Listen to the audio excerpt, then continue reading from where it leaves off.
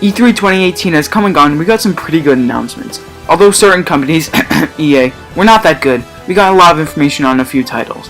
Normally I would be making a top 10 list of the games that were announced, but there were only a few titles I really wanted to go in depth on. So here are a few games I'm interested for, but are not on the list.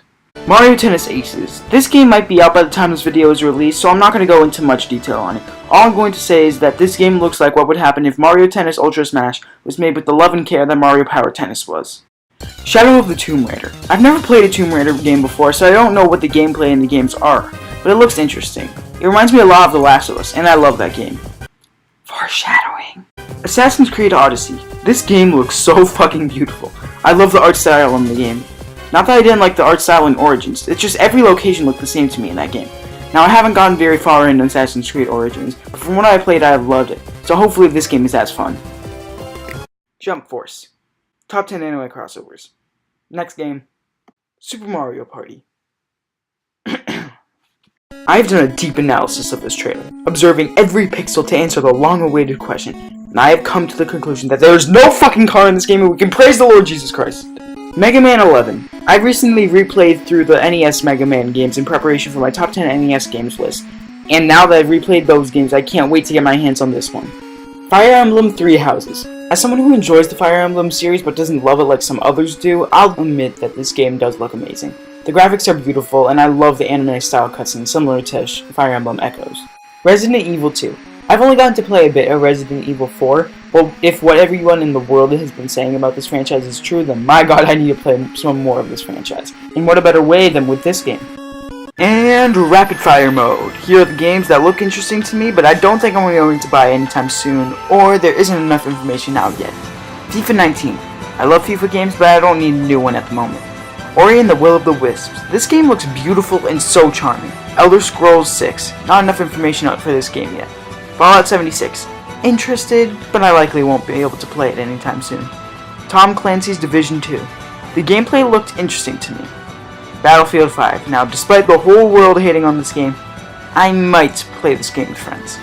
And lastly, Halo Infinite. Again, not enough information to warrant a spot on the list. Now that we're done with the honorable mentions, we have one more game left before the list. Fortnite on Nintendo Switch just barely missed out on being in the top 5. Hello everyone, I'm Gamastafro, and I'm addicted to Fortnite. When I'm not playing the game, I'm sitting my ass watching YouTube videos of the game. And I think it would be good if I didn't get a Switch anytime soon, because if I did, I wouldn't stop playing it. Anyway, I hope you enjoy my top 5 favorite announcements from E3 2018.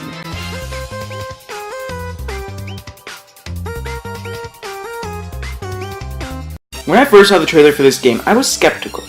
It felt like Nintendo was trying to please the more casual market in the Pokemon Go fans, rather than longtime Pokenerds like me. I also had a lot of questions when I saw the trailer for the first time. Like, how are you supposed to train your Pokemon without wild battles? However, watching the Nintendo Treehouse Live answered a lot of my questions. I think the main goal for this game is to go back to the Pokemon's root of trying to catch them all. Since to level up your party, you have to catch Pokemon in the wild. While some might not like this idea, I think it's a cool idea that reminds me of my good old days as a wee youngster, playing Pokemon Soul Silver on my DS, catching every Pokemon that I thought looked cool. Too bad I lost that copy of the game which had a bunch of event Pokemon. The graphics of this game also look beautiful, and I hope that they keep this art style from this game for Generation 8. I told you guys that this game would come up. I love the first Last of Us. It is the definition of beautiful storytelling, and the game looks absolutely gorgeous. And while some people do not enjoy the gameplay of it, I had fun with it. And from the looks of it, The Last of Us Part 2 will be very similar to the first game. The graphics look even better than the original game. The gameplay looks more fun than the first game, and the story seems interesting. I definitely think that the story won't be as good as the first game's story, but then again, it's very hard to top that. Story time.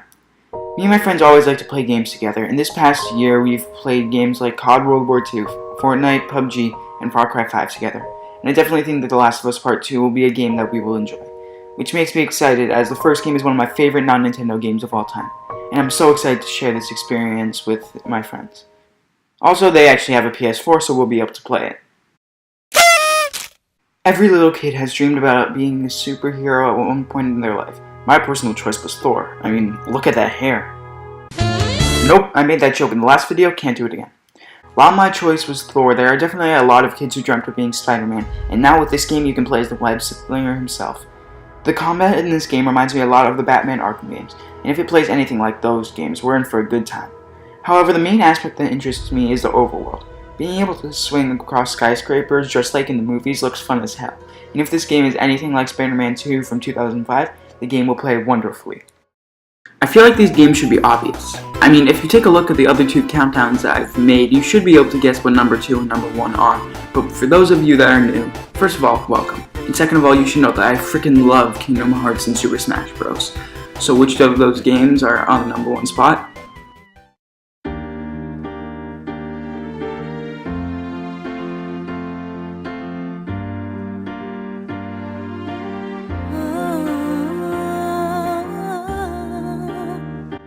We got 3 freaking trailers for this game, and the release date. I have been waiting for this game since the trailer in 2013, and that was when I was still in elementary school, so it's been a long time for me. We got to see the Frozen world and the new Pirates of the Caribbean world, and both of them look amazing, especially the Pirates world. Now the art style change for the world isn't as weird as it was in Kingdom Hearts 2. I mean, look at this. Now look at this. Also, we got a lot more gameplay, and it looks so much fun. We also got to see the new looks for Riku and Kairi, and they look so amazing.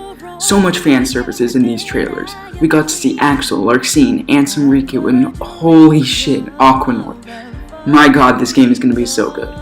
And why are people so upset that it's going to be delayed to 2019? If it means the game is going to be better, then why are we complaining? Also, it's coming out right at the start of the year, so don't get too upset.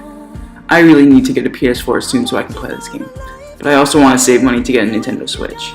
Might be asking why I want to switch? Well,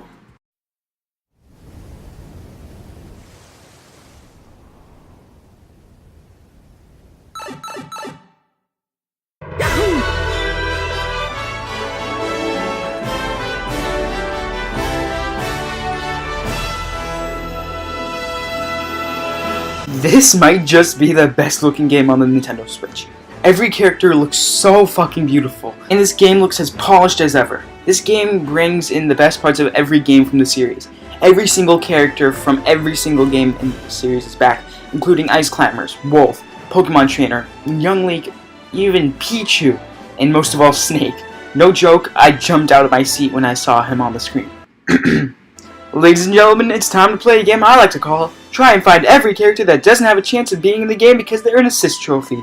For our contestants today, we have Crystal, Waluigi, Bomberman, Knuckles, Lynn, Midna, and most of all, the character everybody wanted in the game, Pong.